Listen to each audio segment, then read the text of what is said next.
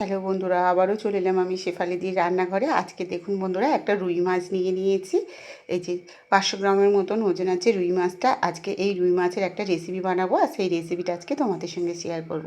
পুরো ভিডিওটা দেখো বন্ধুরা, আশা করছি ভীষণ ভালো লাগবে। এই দেখুন বন্ধুরা, আমি রুই মাছটাকে ভালো করে কেটে ধুয়ে নিয়েছি। এবার এখানে আমি মশলাগুলো মাখিয়ে নেব।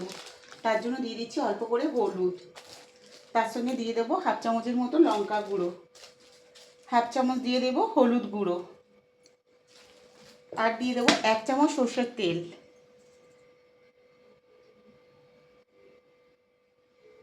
1 চামচের মতন সরষের তেল দিয়ে দিলাম।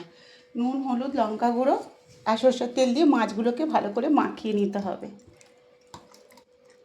মাখিয়ে নিয়েছি, এবার রান্নাঘরে চলে যাব। কড়াটা বসিয়ে দিয়েছি গ্যাসটা জ্বালিয়ে, আর কড়াটা আমার গরম হয়ে গেছে। এবার এখানে আমি দিয়ে দেবো সরষের তেলে। এটা কিন্তু আমি সরষের তেলে রান্না করছি। খাঁটি সরষের তেল দিয়ে রান্না করলে এই রুই মাছের রেসিপিটা আরও ভীষণ টেস্টি লাগে খেতে বন্ধুরা। তো তেলটাকে ভালো করে আমি গরম করে নেব। এবার মাছগুলো এক এক করে দিয়ে দেবো। দিয়ে উল্টে পাল্টে মাছগুলোকে ভেজে নেব।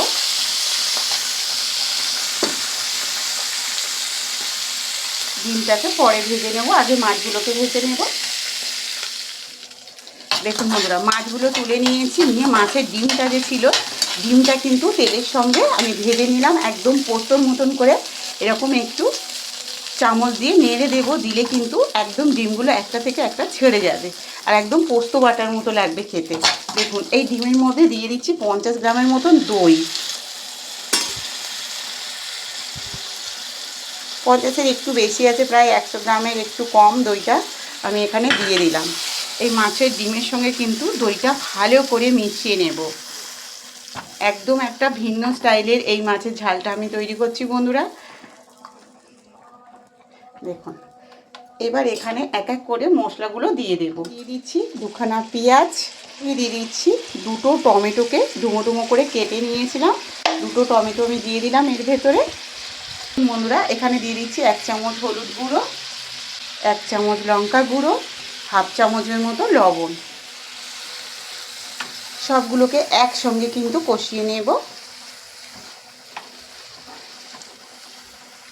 একদম হালকা মশলায় কিন্তু এই রেসিপিটা বানাচ্ছি, খেতে কিন্তু দারুণ লাগবে বন্ধুরা। মশলাটা কষিয়ে এখানে আমি জল দিয়ে দিয়েছিলাম, আর জলটা দিয়ে ভালো করে মিনিট 5-এর মতন ফুটিয়ে নেব।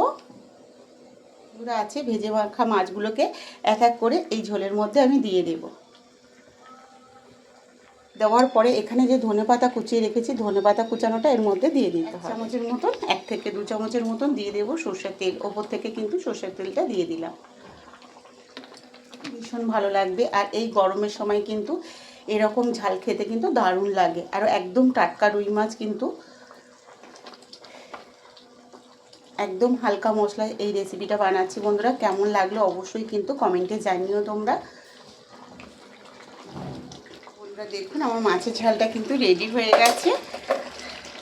এই যে 10 মিনিট কিন্তু হয়ে গেছে, আর আমার মাছের ঝালটা একদম রেডি পরিবেশনের জন্য। দেখুন কতটা সুন্দর লাগছে দেখুন।